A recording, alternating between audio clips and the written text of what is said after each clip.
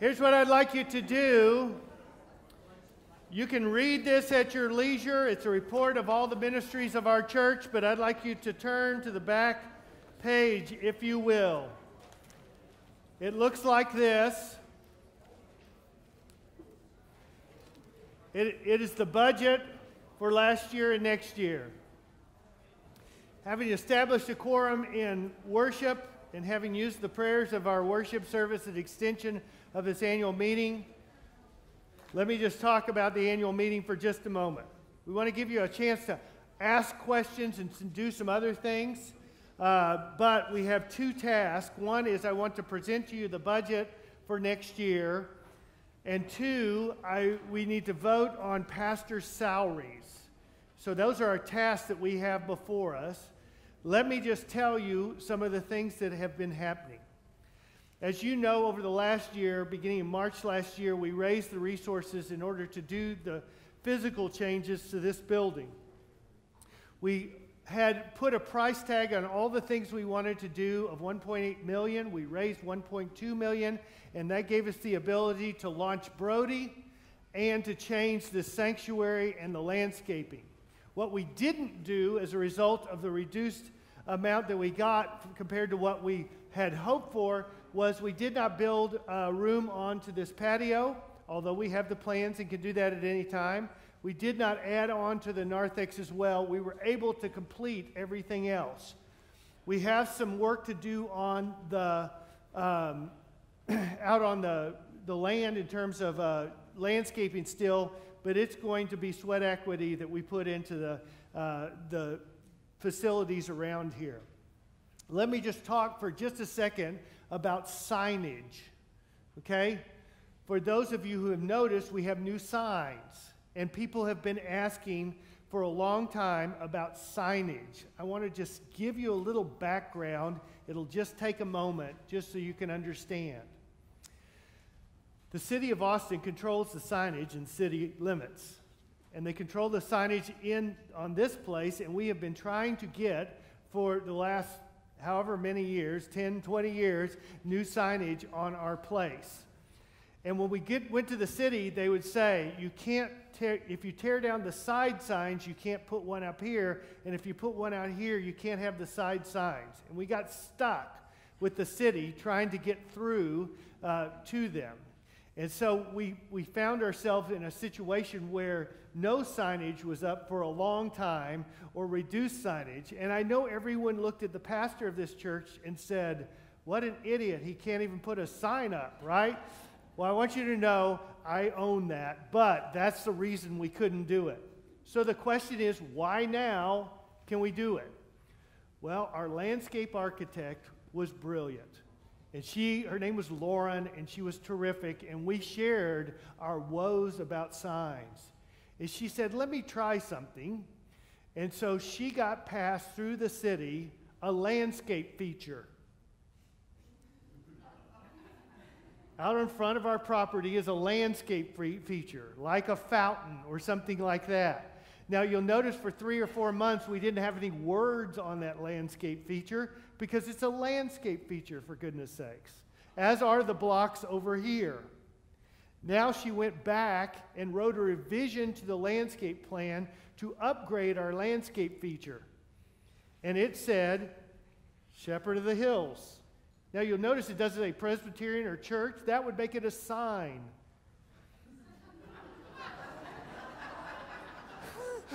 Okay, you understand? Now, I know all of you were sitting there going, it doesn't even say church. That pastor's an idiot, right? Well, I own that again. However, we have to work within the city of Austin, so I just wanted to let you know why that sign is the way it is, and we are so thankful for it, I cannot tell you, and we hope it's an addition to our congregation and helps us to continue to reach out to the community around us. Okay? So we've had a lot of things happen. We were able to raise this. We were able to do some of the construction that we needed to do some of the retrofit and things like that. Here's what I want you to know. We came in on budget almost. We had a couple things that we didn't anticipate. There were things that we didn't see. Originally, when we had put the deck on over there, we put an overhang in there, and apparently now when they went back, they said it wasn't up to city code, and we had to take it down and rebuild it. That added an additional amount to our construction costs that we never anticipated. There were several things that happened. When you go into any attic, you realize there are things that you didn't anticipate, and we were able to fix those things. Now, in terms of the amount that we raised $1.2 million and about $14,000. In addition to that, we've received some additional monies in addition to that pledged amount that have come in during that time. We're about halfway through. Okay, we're about $611,000 at the end of the year, so we're about halfway through our capital campaign. It's a 2-year capital campaign.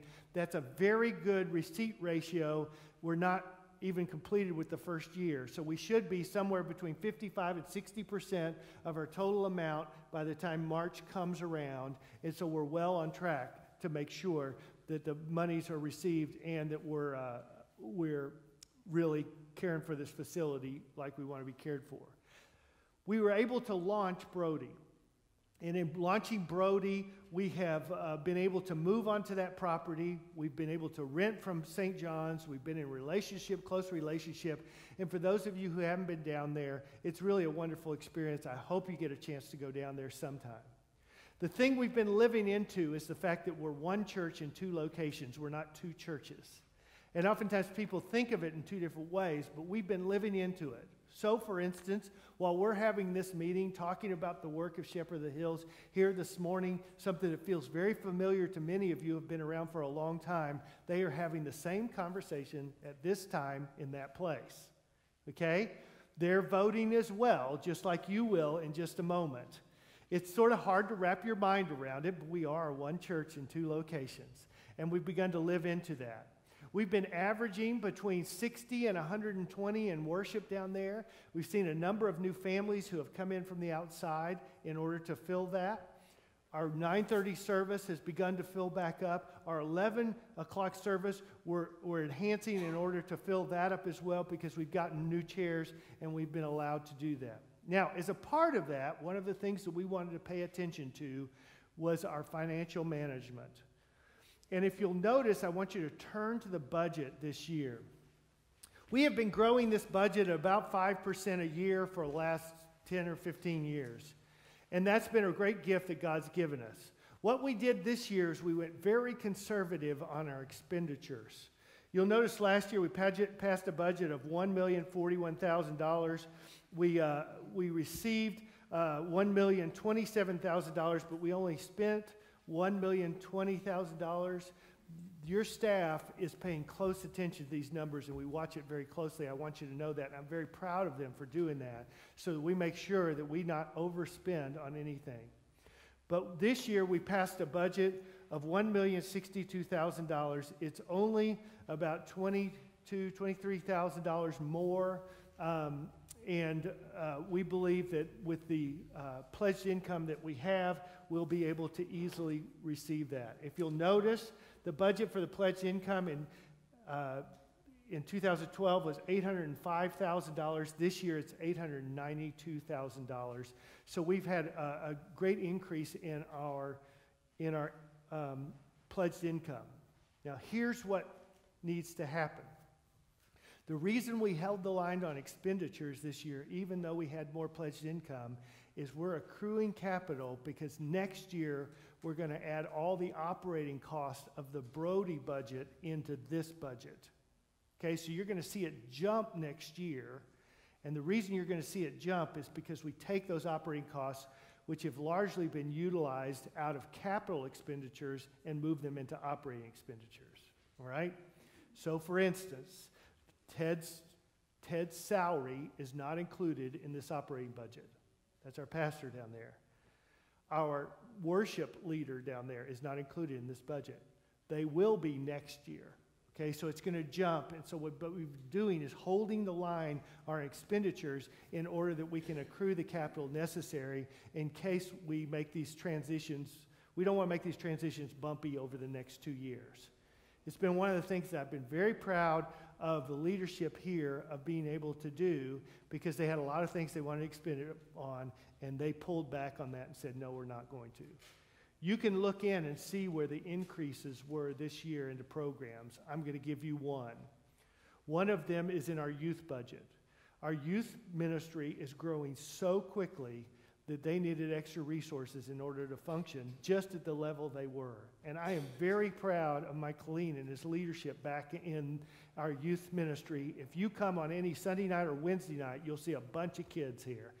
And a lot of them are not from this church. About half the kids who come are from outside in the community, and that's a good sign. And we've started receiving new members in because of that. It's become a major outreach component for us. But that's where the increase in the budget is. And so all those combined, so that we can prepare and launch for the future, we want to make sure Brody is in good shape for that.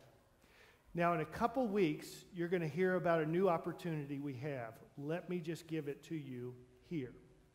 And then the rest of the church will hear about it later. We have been given about $100,000 as a matching grant in order to add another building down at Brody. Our children's program has grown so quickly down there that in order to catch up, we need to add a building like the FMC down there, and we've been given $100,000 in order to make that happen. That is a great gift that starts us well. So in another couple weeks, we're going to roll out to the congregation a challenge that they, if they have monies that they would like to give to the church in addition to their capital campaign, in addition to their operating gift, if that's something that the Lord leads them to, that they would give and match that grant so that we would be able to realize that building on there. Now, I know you'll have a lot of questions about that, but I want you to know that's all coming to you, so you'll be able to hear about it, so you can prayerfully consider whether that's an above and beyond. And we realize that we're in the middle of a capital campaign and all that kind of stuff, and we're just going to the congregation and saying, what's your will on this?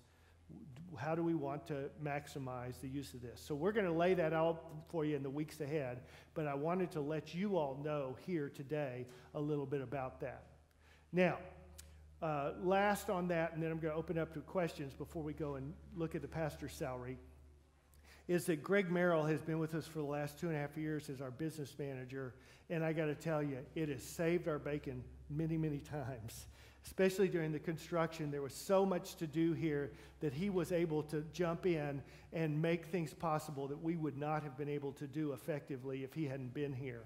Greg retired, is that what we call it? Retired? Re-retired. January 1st, we lost him, but he's standing back there, and so I want to make sure we give him some love as we thank him for all he's done.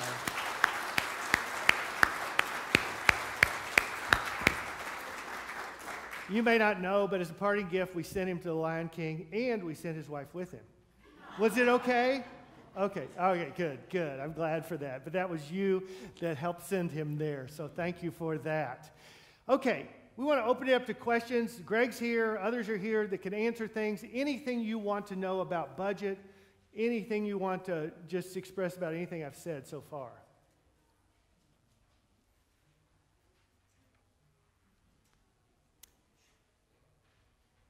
Okay. If you have further questions, you're always welcome to ask me. We want our finances to be open and available to you at any time, and I want to make sure that you feel comfortable about the management of these finances so that we can do it. Yes, Bob? How are we going to replace Greg? Good question. Thank you for mentioning that. We have just put together a new job description for the business manager. That job description focused more on the financial realm of the church, and so that job description should be let after it passes for its final reading with the session. We'll send it out to you. If you know somebody, it's going to be about a 15-hour-a-week job, and we're looking for someone who can be responsible for the finances and the stewardship of our church, as well as the building stuff as well. So you'll see that job description come out, and we would love for you. We sort of imagine somebody's going to bubble up out of the congregation on this, but even if somebody's outside the congregation, if they have a love for Christ and want to work in a church, we'd love for them to consider this as well. So thanks for the question. Yeah, Tammy. So you said next year the pastor's That's right. Not this year. Are the pledges from the Brody pilgrims and or new members already in our budget? They are. And all the people who pledged at the Brody campus, because remember that happened the exact week we were moving down there, all the people who pledged were already members here, and so there's no new pledges reflected in that. Just so you'll know, out of the Brody campus, just the Brody campus pledges alone are about $125,000. So that, in terms of their contribution to the whole, so it's not like this campus is carrying that campus in many ways. So just so you know, their contribution to the whole is happening this year already. So good. Other things. All right, let's look at pastor salaries. Now, normally I would ask Britta to leave, but I'm not. And here's why. It's because Britta, Ted, and I, the session is not giving raises to, and I want to tell you why. Because we believe this is a year to hold the line, okay? We believe it's important for us to just simply hold the line on expenses, and we think it's important to do that. So the salaries that you see reflected in here do not include an increase for us. So if you turn over those pages, I'm going to draw your attention to them. The first one you see will be my salary. The second one you see will be Britta's salary. And the fourth one you see is Ted's salary. Those salaries are the same salaries from last year, but we still need to pass them. And so what I would love is a motion to pass those three salaries as they stand in and presented. May we have a motion to do that? Is there a second? Okay, it's been moved and seconded. Is there discussion? Hearing none, all in favor say aye. Aye. All opposed, no. The motion carries. Now, what we have done is recognize Mike's good work this year. And we were able, in the personnel budget, to carve out a raise for him. It's about a $2,300 raise from last year, and it's reflected here in the terms of call that you see on his page. We felt it was important to recognize what he had done this year, and we wanted to direct that to a raise to him. So, may we have a motion that we approve the salary as it's presented? Okay, is there a second? Second. Okay. Any discussion? All in favor say aye. Aye. All opposed, no. Motion carries. All right. There's a whole lot of other things to tell you about what's happening in the life of our church. I have never been more excited about this congregation and the way it is expressing its love for Jesus Christ and by looking in entrepreneurial ways at the world around us. The launching of the Brody campus was a risk that you all took, and God is blessing that risk as we continue to live into it. Please be praying for that. What it's done is it's opened up avenues for new people to come in that frankly wouldn't drive up here. Buda people, Kyle people, other folks who are coming. And so please be praying for it and for the way in which we can extend our ministry down there. I'm excited about our mission. We're doing more in mission than we've ever done before. We're invested in all sorts of different places, and it's making a true difference. I'm excited about the things that are happening as we're a part of In the City for the City. I'm excited about our investment in the schools, especially Williams Elementary School, where we're doing a mentoring program there. I'm excited about how we're sharing together with other churches around the city. I want to tell you about one. As a part of the Pastor Strategic Council that I've been a part of, it's 10 pastors from around the city, mostly large churches and me. And we've been working together to say, how do we draw the churches together in some sort of unified fashion? As a part of it, one of the brilliance of this group is that they've gone in and they've said to all the churches that have done anything with us, we don't want you to be like us. You may be Pentecostal, you may be Baptist, you may be Episcopalian, you may be Presbyterian, for goodness sake. We don't want you to be like us. What we want you to do is be the best at who you are.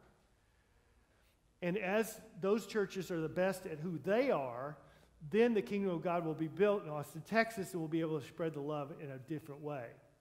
Now, as a part of that, one of the things we've done is about a year and a half ago, as you know, we preached on the Walls campaign, which was a 6-week series where we talked about the walls that divide us from God and from other people. We had about 30 churches do that together. Next fall, we're going to have a series of sermons that are going to be shared across the city called Exploring God. And we've been working on the website and other things like that in order to really up the ante in terms of a conversation going around the city with the spiritual awareness of the city. It's going to be like Alpha for the whole city. We have about 100 churches that have already signed on. We're just starting the process. So there'll be churches all over the place. When you go to the office next September, it'll be a topic of conversation everywhere in this city. And so that's going on, and we're beginning to work on those kind of things as we work together to see the gospel reach out in all sorts of places. So I'm excited about what's happened. I hope that you are as well, that you can catch a glimpse of what you are doing by being a part of this congregation is the way that it's getting shared out there. Our focus this year, we've been trying for the last 3 years to expand our borders. This year, we want to go deep. And our hope is that we build deep community. We realize we haven't paid a lot of attention to that the last 3 years, and now we want to shift our focus and begin to talk about how do we build community. Whether it's through our Dinners for 8 or our journey groups, whether it's working on the bread project or whether it's going to Guatemala, we want to make sure that the people of this church are connected in a place where they feel loved and cared for. And that's really going to be the focus of this year. And as we look ahead, my hope is that you will be praying for us, and especially for the leadership of this church as it directs the church in the way it should go. Thanks for sticking around. There's chili back there. I hope you take advantage of it. I want to pray for us. I want to bless you, and then we'll go. Lord, I'm thankful for this church. I'm thankful I get to be a part of it. I'm thankful that each person here gets to be a part of it because together we make up what you're doing here in this part of the world. And I'm thankful that we get to be a part of some of the journey that's ahead. I pray that you would make us wise in our financial management, that you would give us a real sense of purpose. I thank you that we be generous as a congregation and that we begin to think outside the box in so many ways. Lord, I thank you once again for the chance to be together. In Jesus' name, amen. As you go from this place, the Lord bless you, the Lord keep you, the Lord be kind and gracious to you, the Lord look upon you a favor and give you peace and chili.